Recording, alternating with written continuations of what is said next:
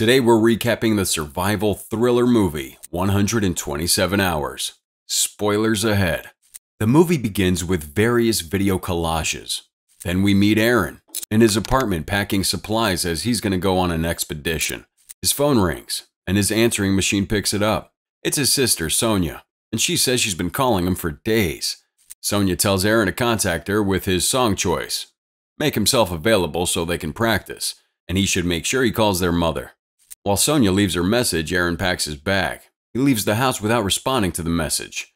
He drives until he gets to Blue John Canyon. Aaron brings out his camcorder, records himself for his video diary. It's Friday night when he arrives. Aaron parks his truck with some campers and sleeps. On Saturday morning, Aaron's on the mountain bike riding through the wilderness. He's in his way to the Big Drop Rappel within the Blue John Canyon. Aaron says he intends to get in 45 minutes less time than the time given in the guidebook. After riding through the desert for a while, Aaron hikes the rest of the way until he meets Megan and Christy. They're fellow hikers who have lost their way. Aaron offers to take them where they're going, and even suggests to go one better by offering to take them through a cooler route. After hiking a while, Aaron leads them through a narrow path where they have to squeeze through. Megan complains about the rocks, asking why they don't move. Aaron says they move all the time, but he hopes they don't move today. When they get to the spot Aaron wants them to be, he tells them to remember that everything will be okay, and suddenly drops through the canyon. Christy screams out in shock. She and Megan call out to Aaron. They're scared until Aaron calls back to them. He's dropped into an underground pool. Aaron urges them to join him. Christy is the first to take the plunge. Together, she and Aaron urge Megan to join him. After steeling herself, Megan also dives into the water. Megan enjoys the dive so much that she wants to do it again. Aaron offers to capture their dives on his camcorder. The three of them have a great time diving and swimming in the pool with the camera running after swimming for a while. Aaron leads them to their location while telling them about the history of Blue John Canyon. Before they go their separate ways, Aaron, Christy, and Megan take one last picture. Megan and Christy then invite Aaron for a party on Sunday night. After he accepts, they give him the directions to the party, and they part ways. Aaron continues to hike, listening to rock music and going through several canyons. As he continues on his hike, Aaron decides to descend down a canyon. Cinema recap here. We've got a little challenge that'll take 5 seconds, and it will change your life forever. You ready? All you gotta do is like, subscribe, and hit that notification bell, and you'll receive 10 free years of good luck. It's as simple as that. He encounters a boulder, tests the boulder for stability, and decides to go around the boulder. Unfortunately, as Aaron maneuvers around the boulder, he trips. Aaron falls through the canyon, and the boulder falls with him, trapping his left hand to the canyon wall. Aaron is in shock as he tries to process what just happened. Aaron tries to pull his hand free.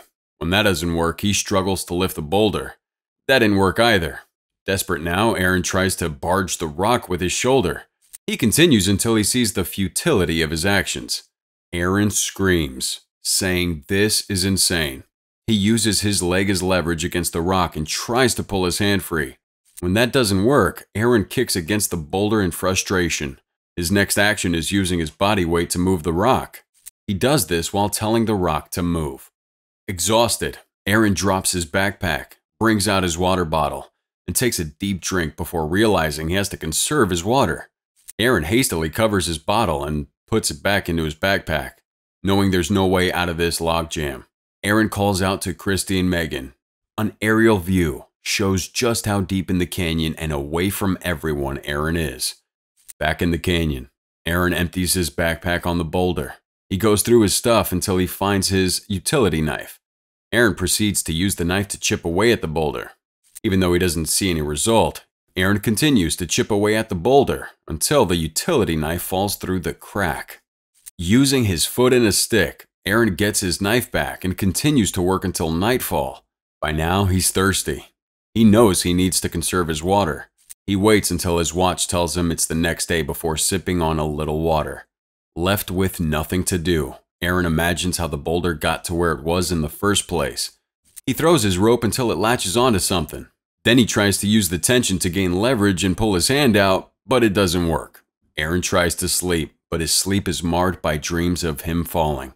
When he wakes up a few minutes later, Aaron continues to chip away at the rock. When the day breaks, Aaron studies his environment. He notices a raven flying by.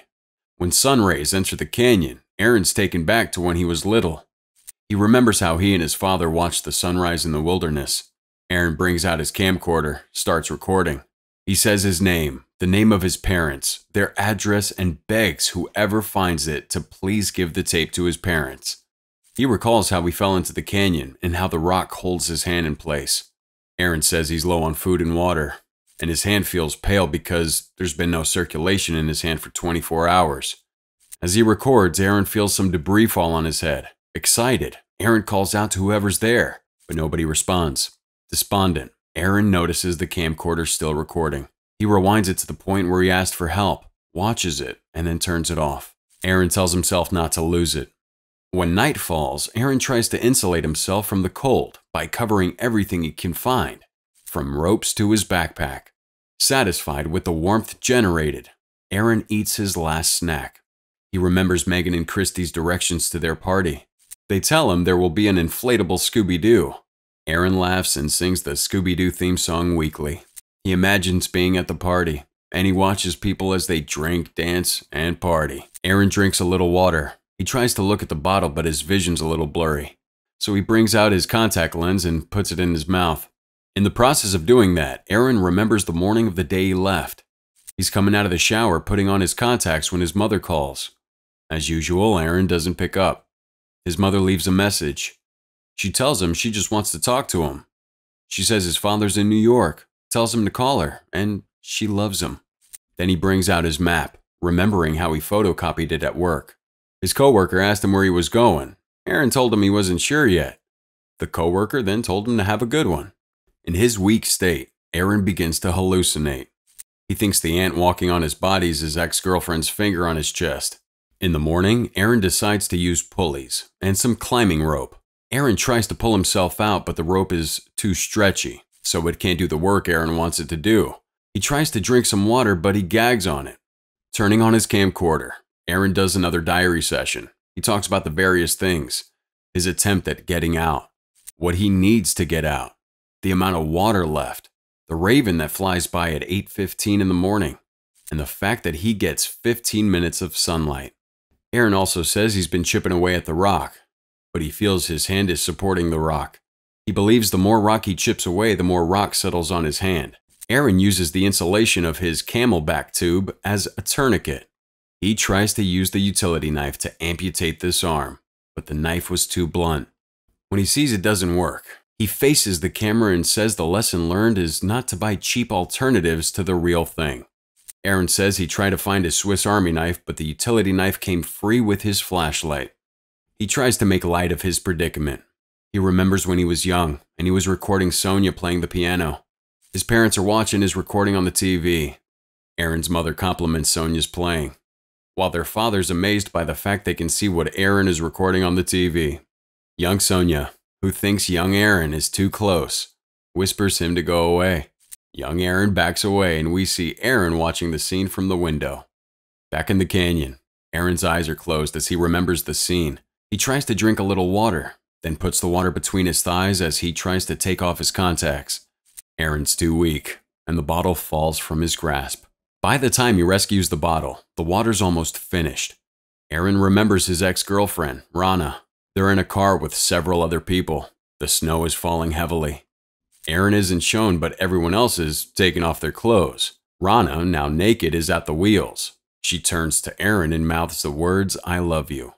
Back in the canyon, Aaron, with his eyes closed, nods his head to the music playing in the car. In another memory, Aaron and Rana are lying naked in a car by the lake. Rana's using her finger to trace the line of Aaron's chest. She asks him how she can get into his heart, what the combination is. Aaron, in the canyon, tells her he would have to kill her. Rana reaches down to Aaron's groin and tells him she's already had his combination. Aaron dreams that rain suddenly starts falling. The rain causes a flash flood. Aaron tries to free himself as the canyon starts to fill up with water. The rushing water dislodges the boulder, and Aaron is free. He swims away, gets to higher ground, and runs to his car. From his car, Aaron drives through the rain to Rana's house. He knocks at her door. When Rana opens the door, Aaron tries to speak, but words don't come out. Rana closes the door on Aaron. Aaron, still dreaming in the canyon, starts to talk in his sleep. He's saying please over and over while agitated. On Tuesday morning, Aaron pretends to interview himself on his TV talk show on the boulder.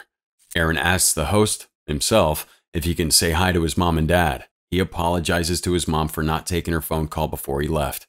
He says if he talked to her, he would have told her where he was going, and he wouldn't be trapped in a canyon. Host Aaron mocks guest Aaron, calling him selfish. He asks guest Aaron who else he wants to talk to. Aaron says he wants to say hi to Brian, his coworker. Aaron tells Brian he probably won't be showing up for work that morning. Host Aaron continues to mock guest Aaron. He fakes a call from a listener who confirms Aaron will be dead by the time the police begin searching for him. Guest Aaron agrees. Host Aaron asks if he really didn't tell anyone where he was going because he thought he was a hero. Guest Aaron agrees. The reality dawns on him, and he sobers up. Still facing the camera, Aaron tells his parents the time they spent together was awesome. He tells them that he loves them and he'll always be with them. On that somber note, Aaron ends the recording. As Aaron drinks the last drops of his water, he feels his heart starting to race. He tries to calm himself, but that doesn't work. Aaron reaches for his utility and stabs his trapped forearm. Then he reapplies the tourniquet to prevent bleeding. By Wednesday night, Aaron almost gags as he drinks the urine he has stored in his camelback. He turns on the camcorder and rewinds to his recording with Christy and Megan in the pool. After he watches, he tries to continue chipping when his flashlight goes off. In the darkness, Aaron thinks he hears something. He tries to turn on his flashlight, but it's not coming on. Using his camera, Aaron takes a picture to see if there's anything there. His active imagination sees an inflatable Scooby-Doo, but when he checks the camera, there's nothing there. By morning, Aaron's weak and starting to see things. He and Rana are at a basketball game. Rana tells him she doesn't want him there. Asks him if that's what he wants. Aaron doesn't respond. She stands to leave. A hallucinating Aaron tells her to come back. Before she leaves, she tells Aaron he's going to be lonely. By morning, Aaron is fading. He starts to have collages of memories. He sees his parents and many people in his past sitting on and standing behind a settee. He sees him and Sonia playing a tune on the piano. An older Sonia is now sitting on the settee, putting on a wedding dress. Aaron apologizes that he's not going to be with her at her wedding. He says he's sorry they won't play the piano together at the wedding. He says his attitude shows what happened to him, that the rock had been waiting for him since it was a meteorite. He says every action he has taken since birth has led him to this point. On the walls of the canyon, Aaron has inscribed his obituary. He's weak, and then he has a vision, seeing himself playing with his young son. When the boy disappears from view, Aaron tries to see him, but his hand won't allow it. Desperate to be free, Aaron breaks both bones in his trapped forearm. Using the utility knife, Aaron proceeds to amputate now his broken hand. As he's cutting his hand, Aaron instructs himself not to pass out. The process is a painful one. When Aaron almost gives up, he sees his son, and this keeps him going. He keeps at it until he finally cuts himself free. Using a plastic bag to hold his hand and a makeshift blanket, Aaron cradles his arm. Before he leaves, Aaron takes a picture of the boulder in his trapped hand. Aaron walks through the canyon until he walks out into the sunshine. Using one hand and his legs, Aaron gets down the face of the canyon and drinks water from a puddle.